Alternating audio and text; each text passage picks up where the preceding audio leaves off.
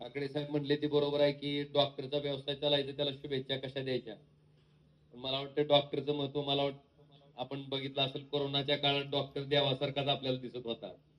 माणसाला देव पुन्हा आठवत होता, पण डॉक्टर आधी लागायचा. डॉक्टरचं काय महत्व असतंय, आपल्या जीवनात काय अनन्य साधारण महत्व आहे, आपण एका संस्कारजन्य लाटेत आपण अनुभवलंय. आज या लॉ फर्मचं उद्घाटन होत असताना मला मनस्वी आनंद आहे की मराठवाड्यातनं अतिशय खडतर प्रवास करून इथपर्यंत पोहोचायचं आणि तिथून आपल्या स्वतःच्या जिद्दीवर, स्वतःच्या मेहनतीवर हे यश संपादन करायचं. अशा पद्धतीनं ह्या फर्मचं जे तिघा जणांच्या खांद्यावरही दूर आहे, ते तिघही तशाच पद्धतीची माणसं आहेत. माझ्या पूर्वीच्या वक्त्यांनी नागराजजी शिंदे साहेबांचं कौतुक केलंय, त्यांचं नावलौकिक तुम्हा आम्हा सर्वांनाच ज्ञात आहे. गजाननराव तुमचं नाव राहिलं बरं का, कुणाचं राहिलं तर काय म्हणून घेऊ नका, नाहीतर आमचं प्रवीणजी काकडे बी आहे तिथं. नाही येडी शिखर म्हणल्यावर आलंच सगळं, पण ते आमचं राजकारणी माणसाचं अवघड असते हो. नावं घेतली तर कुठलंच नाव राहावं लागते. मी ह्या विषयावर होतो की कुठल्याही क्षेत्रात कष्टाशिवाय माणसाला यश मिळत नाही. ते क्षेत्र कुठलं का असं ना, वकिली असू द्या, डॉक्टरचं असू द्या, राजकारण असू द्या, किंवा अजून कुठलं असू द्या, प्रत्येक क्षेत्रामध्ये प्रत्येक माणसाला प्रामाणिक प्रयत्न आणि कष्ट घ्यावेच लागते. बहुतांश वेळा आपल्याला त्याच्या पाठीमागचे कष्ट दिसत नाहीत, फक्त झगमगाट आपल्या समोर येतो. पण त्या माणसाचे परिश्रम, कित्येक वर्षाची मेहनत त्याच्या मागे दडलेली असते आणि त्या परिश्रमाच्या जोरावरच माणूस यशस्वी होतो. आज या ठिकाणी या फर्मचं उद्घाटन करत असताना मला मनस्वी आनंद आहे आणि मला खरं आनंद वाटला सस्ती साहेब की मधुमती इथल्या ILS कॉलेजलाच पहिली येते, टॉपर येते. मला वाटतं मराठवाड्याच्या शिरप्याचा एक मानाचा तुरा मला वाटतं तिच्या माध्यमातून त्या ठिकाणी राहू मी पण केला होता. आणि काकडे साहेब माझं असं आहे की मी फक्त उगम म्हणायला खासदार आहे. खासदार म्हणून जर कोणी सांगितलं तर चार चौघात कोण ओळखीतच नाहीत. आता हाऊस मध्ये ओळखीत नाही तरी काय सांगतो बाकीचे. अजून पण हाऊस मध्ये जरी गेलं तरी मला आज सुद्धा आयडेंटिटी कार्ड दाखवूनच मध्ये जावं लागतं. मला वाटतं हे असलं पोरासारखं दिसतंय, हे चाललंय कसं काय मध्ये, त्यांचा प्रश्न पडलेला असतो. त्याला एमपी म्हणल्यावर बी तू तोंडाकडेच बघते 2 मिनिटं. जेव्हा आय कार्ड दाखवल्यावर मग त्याच्या डोळ्यातला भाव असा असते की ये एमपी कैसे क्या. आणि दिल्ली म्हणलं की तिथं झगमगाटाचा लय सवय आहे. खासदार म्हणलं की पुढे 4-5 म्हणजे 40-50चा घोळका आला म्हणजे त्यांना खासदार आल्यासारखं वाटतं. पांढरी शिपट कापड पाहिजे त्याच्या अंगावर, आणि त्याला आम्ही नेमका अपवाद. त्यामुळे आमची नेहमीच तिथं अडचण असायची. पण ह्याच्या पाठीमागचंही एक कारण आहे. मी नेहमी सगळ्यांना सांगतो काकडे साहेब, तसं काही राजकारण करायचंय म्हणूनच मी असं काहीतरी उद्दिष्ट ठेवून राजकारणात आलेलो नाही. मी अपघातानं राजकारणात आलेला माणूस आहे. मीही पुण्यातच सिंहगड कॉलेजला माझं इंजिनिअरिंगचं शिक्षण चालू होतं. पण मला वाटतं इंजिनिअरिंग सोडून पण मला सोशल इंजिनिअरिंग करायची वेळ काही घटनामुळे आली आणि ते करत असताना मग मला एका गोष्टीचं मात्र त्या ठिकाणी मी भान ठेवलं की सामान्य माणसाला आपण ज्याला प्रतिनिधी म्हणून त्या ठिकाणी पाठवतो त्या प्रतिनिधीबद्दलच भीती असते. कारण मी ज्यावेळेस पहिल्यांदा 2009 ला आमदार झालो त्यावेळेस मला वाटायचं की अमुक मंत्र्याला बोलावं कसं, मुख्यमंत्र्याला बोलावं कसं, अध्यक्षाला बोलावं कसं. कारण त्यांचा एक होरा असायचा आणि त्या होऱ्यामधनं आपल्याला भीती वाटायची माणसाला. आता आमदार झालेल्या माणसाला माझ्यासारख्या पोराला वाटते म्हणल्यावर सामान्य माणसाला तर काय वाटणार. आणि त्यावेळेस ती कल्चर असायची. आता दिवा गेलाय पण कल्चर काय गेलेलं नाही, फक्त लाल दिवा गेला. आणि मग मला जी भीती वाटायची त्या भीतीचं कारण असायचं की त्यांच्या पाठीमागचा पुढचा झगमगाट. आणि मग मी विचार केला की आपण सामान्य माणसाचं प्रतिनिधित्व करत असताना सामान्य माणसानं त्याची किती का सामान्य अडचण असताना आपल्या जवळ येऊन ती तितक्याच मनमोकळेपणानं सांगितलं पाहिजे. हे कधी शक्य आहे जेव्हा त्या सामान्य माणसाला वाटेल की माझा लोकप्रतिनिधी सुद्धा माझ्या घरातल्या कुटुंबातल्या सदस्यापैकीच एक आहे. ही भावना ज्या वेळेस त्याच्या मनात तयार होईल त्याच वेळेस तो माणूस त्या ठिकाणी आपल्याला आपल्या व्यथा, आपल्या अडचणी त्या ठिकाणी सांगायला सुरुवात करेल. काकडे साहेब, मी तर कधी ग्रामपंचायतची निवडणूक लढवली नव्हती, त्यामुळे मला ग्रामपंचायतचं वर्किंग माहित नव्हतं, पंचायत समिती म्हणजे पंचायत राज माहितच नव्हतं.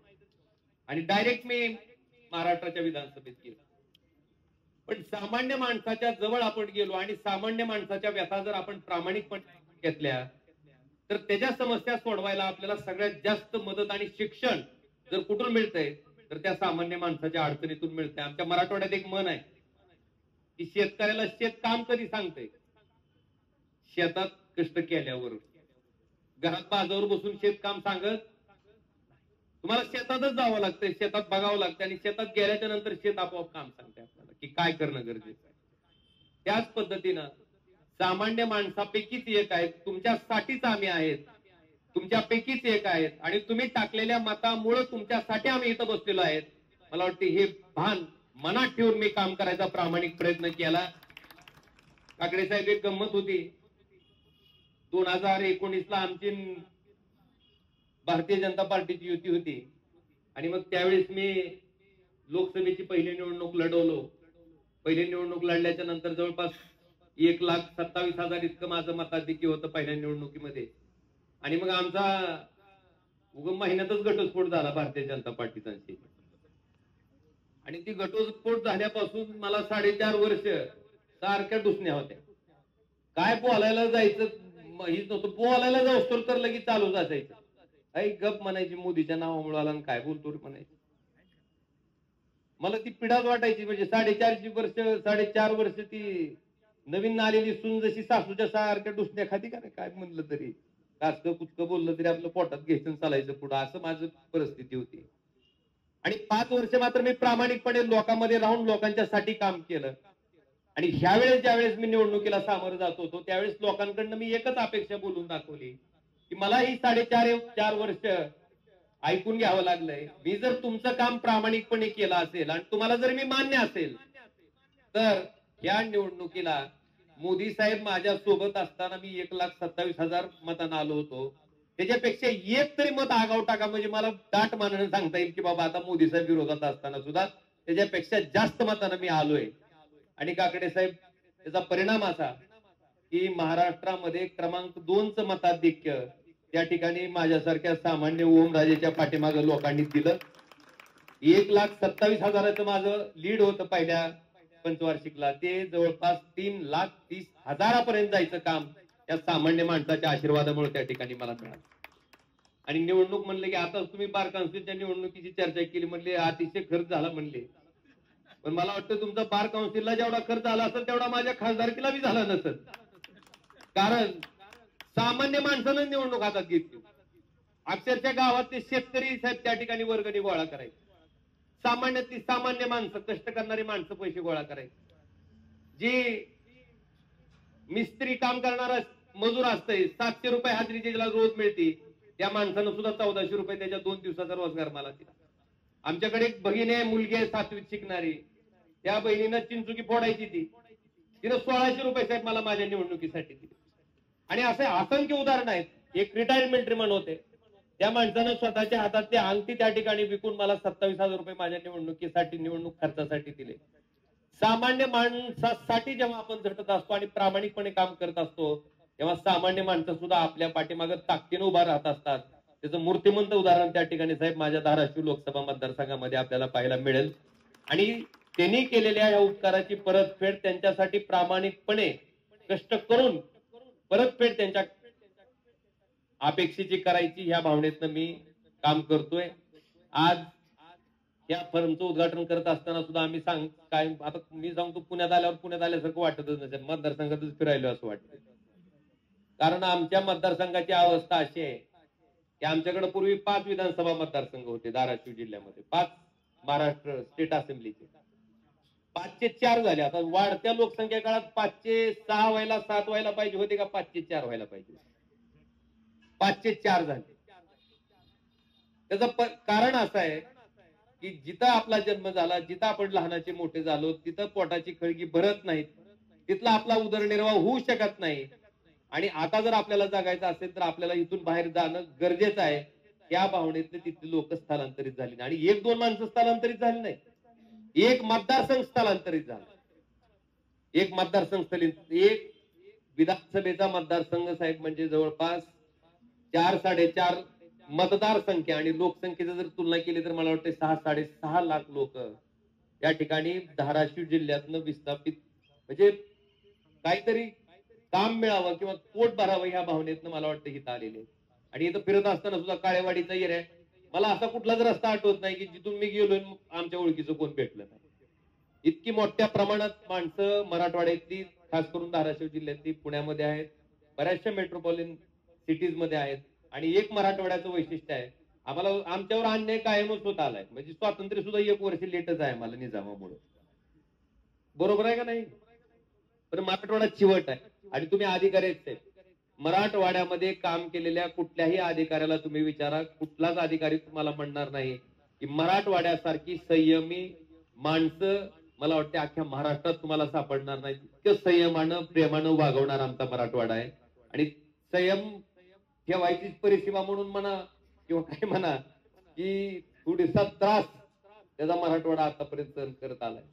निश्चितपणे त्याच्यातनं त्याला बाहेर काढण्यासाठी मी स्वतःही प्रामाणिकपणे प्रयत्नशील आहे.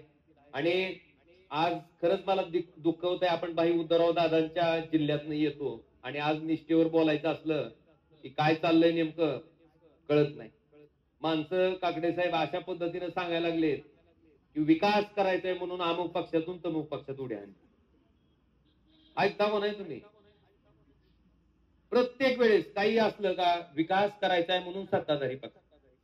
आता मी जेवढ्या वेळेस बी राहिलो फक्त 2.5 वर्षाचा जर अपवाद पडला तर मी कायम विरोधी पक्षातच राहिलो. आपण जर खमक्या असू आणि आपण जर प्रामाणिक असू तर त्या ठिकाणी आपल्याला अपेक्षित असणारी गोष्ट आपण साध्य करू शकतो. मी विरोधात राहूनच लातूर टेंभुर्णीचा चौपदरीकरण साहेब तुम्ही विरोधात असतानाच केलं. आज कैलास पाटील म्हणून आमचे आमदार आहेत धाराशिव कळमचे, वर्ग 2च्या जमिनीचा विषय तुम्हाला माहित असेल.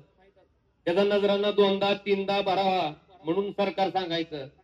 पण विधानसभेत जेव्हा पहिल्यांदा ऑर्डिनन्स काढला होता आणि त्याचं कायद्यात रूपांतर होत होतं त्यावेळेस कैलास पाटील उठून म्हणले की त्या जमिनीचं 3दा व्यवहार झाला असेल तर 3दा शर्तभंग झाला असं धरून तुम्हाला 3 वेळेस त्याचा नजराना भरायचा का एकच वेळेस भरायचा? मला वाटतं 1 वेळेसच भरला गेला पाहिजे अशी मागणी ज्यावेळेस कैलास पाटलांनी त्या ठिकाणी विधानसभेत केली त्यावेळेस महाराष्ट्र राज्याच्या मुख्यमंत्र्यांना सुद्धा उठून त्यांची मागणी मान्य करावी लागली आणि एकच वेळेस नजराना भरून वर्ग 2च्या जमिनीचं वर्ग 1 मध्ये रूपांतर करण्यासाठी मान्यता द्यावी.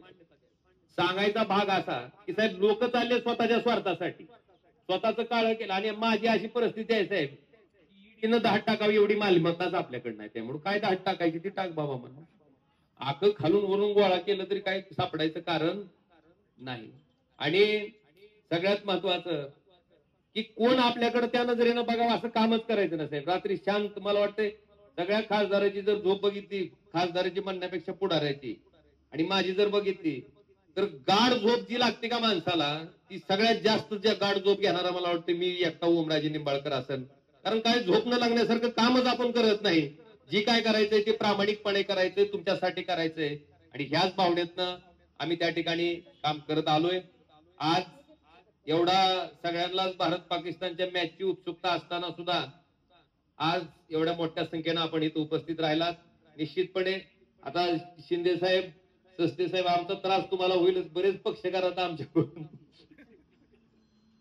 आता आमचे ह्यांना माहिती आहे सस्ते साहेबाला पक्षकार म्हणजे दवाखान्यात डॉक्टरचं उद्घाटन करायला गेलो की त्याला माहितीच आहे पुन्हा बिल कमी करा म्हणून फोन येणारच आहे ह्या बाबाचे. त्यामुळे तुमच्याकडे सुद्धा आता आमचा कुठला एखादा पक्षकार आला की आमचा फोन तुमचं आर्थिक नुकसान करणाराच असणार आहे. पण शेवटी आम्ही सुद्धा तुम्हाला विनंती अशाच माणसाच्या बाबतीत करू की ज्याला खरंच आवश्यकता आहे, गरज आहे. पण आपण पुण्यासारख्या ठिकाणी